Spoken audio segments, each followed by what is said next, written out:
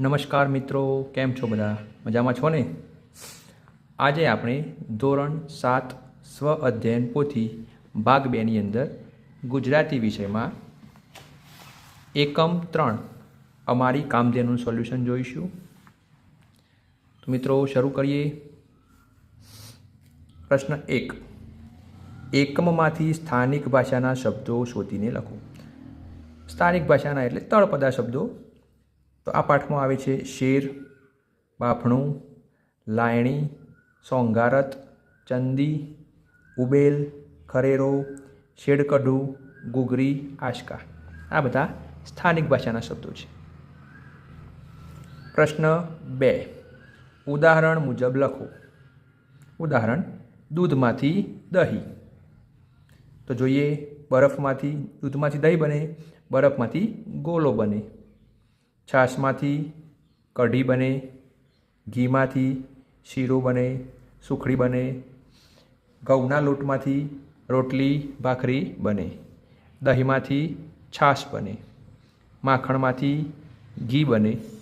ચણાના લોટમાંથી ગોટા એટલે કે ભજીયા બને. પ્રશ્ન 3. વાક્યો સામે કૌંસમાંથી સાચો શબ્દ પસંદ કરી લખો. ઉદાહરણ: પોતાના દેશમાં બનેલું. તો સ્વદેશી. આપણે નીચે જોઈએ, પોતાના પર કાબૂ ધરાવતા હોય તો શું આવશે? સ્વનિયંત્રણ. પોતે જ કમાતા હોય, સ્વરોજગારી. હું મારી સુરક્ષા કરી શકું છું, સ્વરક્ષણ. આજે મેં પરીક્ષા આપી, સ્વમૂલ્યાંકન. મેં મારી જાતને ઉગારી લીધી, સ્વ બચાવ. ઉપર શબ્દો આપે છે મિત્રો, એમાંથી આપણે શબ્દો લખવાના છે. પ્રશ્ન 4. કૌંસમાંથી પસંદ કરી વાક્યો સામે બંધ બેસતો શબ્દ ખાનામાં લખો. અહીંયા શબ્દો આપ્યા છે: ચંદી, હાંડવો, કાવો, બાફલો, ગુંટો, રાબ, ખીચડો, જાદરિયું, વરાળિયું, ચણ, કાઢો. તો આપણે જોઈએ, ગાય કે પશુઓને સૂકાયા પલાળીને આપવામાં આવતા બાજરી ચણા, ચંદી. લીમડાની છાલ, તુલસી, ગિલોય વગેરેને ખૂબ ઉકાળીને ઠંડો કરીને પીવાથી શરદી તાવ મટે છે. એ પીણાને કહેવાય કાવો.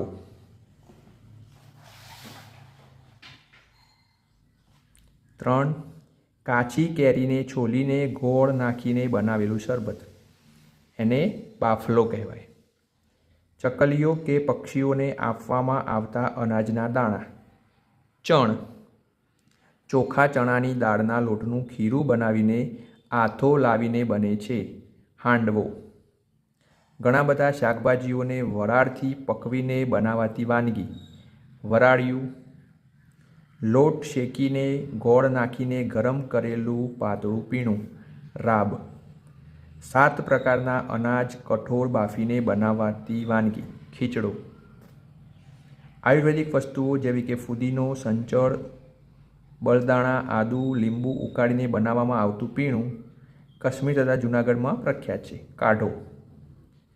ઘઉંના પોંક અને ગોળમાંથી બનાવાતી વાનગી, જાદરિયું.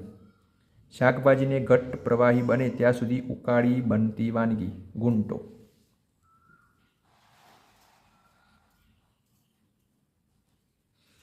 પ્રશ્ન 5. કોષ્ટકમાંથી શબ્દ શોધી તે શબ્દનો વિરોધી અર્થ ધરાવતી વાક્ય રચના બનાવો. તો મિત્રો, આ કોષ્ટકની અંદર શબ્દો આપ્યા છે, જેના ઉપર તમારે ગોળ કરવાનું છે. તો જોઈએ આપણે: અસલ, કોલાહલ, ઇષ્ટ, ક્ષણિક, શોક, વેળા, નિયમિત, સફળ, જન્મ. આ રીતે શબ્દો પર ગોળ કરીશું. હવે જે શબ્દો આપણે શોધ્યા છે એ શબ્દના વિરોધી અર્થવાળું વાક્ય બનાવવાનું છે. ઇષ્ટ, તો ઇષ્ટનો વિરોધી અનિષ્ટ થાય. તો અનિષ્ટ માટે વાક્ય બનાવીશું: સારો માણસ કદી કોઈનું અનિષ્ટ ન કરે, ઇષ્ટ, અનિષ્ટ. જન્મ, દરેક સજીવનું મરણ નક્કી જ છે. જન્મનો વિરોધી મરણ, એના માટે વાક્ય બનાવ્યું. સફળ, નિષ્ફળ. જીવનમાં મળતી નિષ્ફળતાથી નિરાશ ન થવું. નિયમિત, અનિયમિત. કેટલાક વિદ્યાર્થી અનિયમિત છે. વેળા, કવેળા. કોઈને પણ કવેળા ફોન ન કરવો જોઈએ. કોલાહલ, વર્ગમાં બિલકુલ શાંતિ હતી. કોલાહલનો વિરોધી શાંતિ થશે. અસલ, નકલ, ખરીદી કરતી વખતે નકલથી સાવધાન રહેવું. ક્ષણિક, કાચબાનું આયુષ્ય લાંબુ છે. ક્ષણિક એનો વિરોધી લાંબુ. શોક, આનંદ, પુત્રને જોતા જ પિતાને ખૂબ આનંદ થયો. તો આ રીતે આ શબ્દો માટે વિરોધી શબ્દવાળું વાક્ય આપણે બનાવ્યું.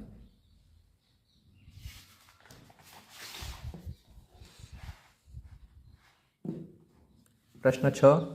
રેખાંકિત કરેલા શબ્દોના અલગ અલગ અર્થ થાય છે જે કૌંસમાંથી શોધીને ઉદાહરણ મુજબ ખાનામાં લખો. અહીંયા શબ્દોના આપેલા છે, આપણે એ વાક્ય જોતા જઈએ અને એનો અર્થ લખતા જઈએ. ઉદાહરણ છે, કૃષ્ણ યોગી રહેજો અંતરમાં. કમળાપુરથી ગાંધીનગરનું અંતર 200 કિમી દૂર છે. તો અહીંયા કૃષ્ણ યોગી રહેજો અંતર એટલે હૃદય થાય છે, અને અહીંયા એક સ્થળથી બીજા સ્થળનું અંતર કેટલું દૂર છે તે બતાવ્યું છે, તો રસ્તાની લંબાઈ. એ પ્રમાણે પૂજાના દાદાની કાપડની પેઢી હતી. અહીંયા વેપારની વાત છે એટલે દુકાન. બોડી ગાયની ત્રીજી પેઢીની વાછડીનું નામ રમલી હતું. તો ત્રીજી પેઢી અહીંયા વંશની વાત છે. માની મમતાનો કોઈ પાર હોતો નથી. મમતા એટલે પ્રેમ. કઠિયારાની દીકરીનું નામ મમતા હતું. અહીંયા મમતા એક નામ છે. શાકમાં મીઠું ઓછું હોય તો મજા આવે નહીં. મીઠું એટલે કે લૂણ, નમક. અરે આ તરબૂચ તો ખૂબ જ મીઠું છે.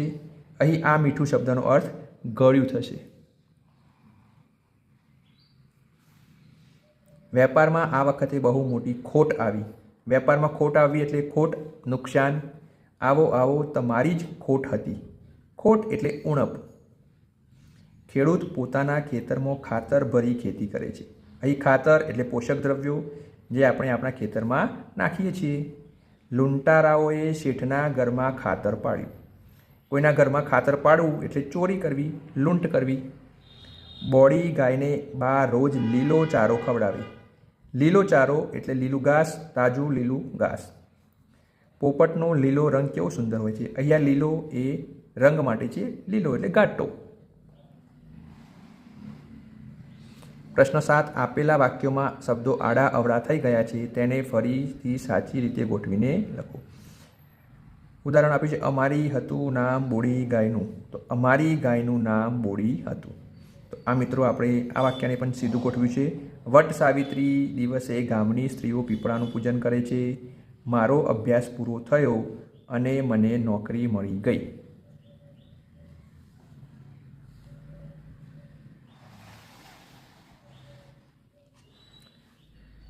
ગાયના દૂધની લાયણીના મહિને 25 રૂપિયા આવતા. સંક્રાંતિના દિવસે લોકો એને ગુરી ખવડાવે. પ્રશ્ન 8. એકમને આધારે વાક્ય ખરું છે કે ખોટું તે લખો. કાઠિયાવાડી ગાયનું નામ બોડી પાડેલું. ખરું. બોડી ગાય કુટુંબની ખરેખર કામધેનુ હતી. ખરું. સારા નરસા પ્રસંગે લોકો બોડીનું દૂધ લેવા આવતા. ખોટું. બોડી ગાય બીમાર થવાથી મરી ગઈ હતી. ખોટું. વટ સાવિત્રીના દિવસે ગામની સ્ત્રીઓ પીપળાનું પૂજન કરે છે. ખરું.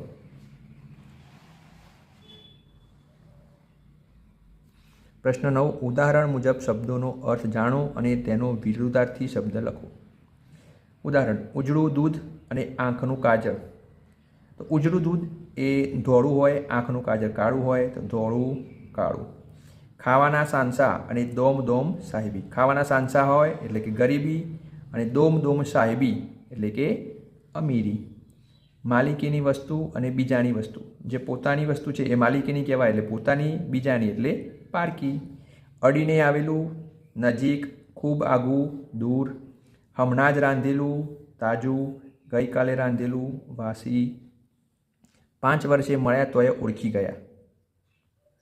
અને કાલનું વાંચેલું ભૂલી જવાયું. યાદ રાખવું એટલે સ્મરણ, ભૂલી જવું એટલે વિસ્મરણ. આપેલા પ્રશ્નોના જવાબ લખો. બોડી ગાયને કામધેનુ શા માટે કહી છે? બોડી ગાય વેળા કવેળા ગમે ત્યારે દૂધની જરૂર પડે ત્યારે દોહવા દેતી, તેથી બોડી ગાયને કામધેનુ કહી છે.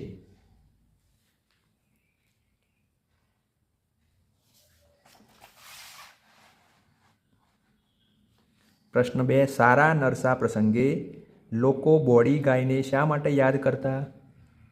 સારા નરસા પ્રસંગે લોકો બોડી ગાયનું છાણ મૂત્ર લેવા માટે આવતા. ખેતર વેચાઈ ગયું ત્યારે તેનું કુટુંબ બોડી ગાય પર જ નભતું એવું કેમ કહ્યું હશે? કેમ કે બોડી ગાયના દૂધની લાયણીના જે 25 રૂપિયા મળતા તેમાંથી લેખકનું ઘર ચાલતું હતું. બોડી ગાય કુટુંબનું કોઈ પૂર્વજન્મનું ઋણ અદા કરવા આવી છે એવું લેખકને કેમ લાગે છે? કેમ કે લેખકના ઘરના મુશ્કેલીના સમયે બોડી ગાય ઘરનો સહારો બની હતી. બોડી ગાયના સ્વભાવની શી વિશેષતા હતી? બોડી ગાય ગરીબડા સ્વભાવની. કોઈ નાનું છોકરું આંચળમાં હાથ નાખી દૂધની શેર કાઢે તો એ કશું ન કરતી.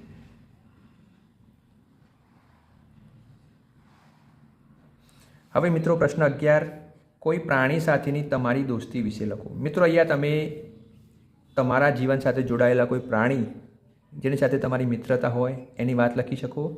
અહીંયા મેં મારા બાળપણની એક ઘટના લખી છે. જ્યારે હું નાનો હતો ત્યારે અમારા ખેતરે એક કાળા રંગની કૂતરી રહેતી હતી. અમે તેને કાળી કહેતા. કાળી ખૂબ જ શાંત સ્વભાવની કૂતરી હતી. અમે રોજ ખેતરે જઈએ ત્યારે તેની માટે ખાવાની ચીજ વસ્તુ લઈ જતા. અમને જોતાં જ તે દોડી આવતી. અમે નાના ભાઈ બહેન તેના નાના નાના ગલુડિયા સાથે રમ્યા કરતા. તે અમારા ખેતરની રખેવાળી કરતી. અજાણ્યા માણસોને જોઈ તે તરત ભસતી હતી. અમે ખેતરમાં હોઈએ ત્યાં સુધી તે અમારી આજુબાજુ જ રહેતી. કાળી મને ખૂબ વહાલી હતી. તો મિત્રો આ હતું ધોરણ 7 સ્વઅધ્યયન પોથી ભાગ 2 અમારી કામધેનુનું સોલ્યુશન. મિત્રો આ વિડીયો ગમે તો લાઈક કરજો, ચેનલને સબસ્ક્રાઈબ કરજો અને અન્ય સ્વાધ્યાય પોથી માટે મારી ચેનલની મુલાકાત લેતા રહેજો. નમસ્કાર.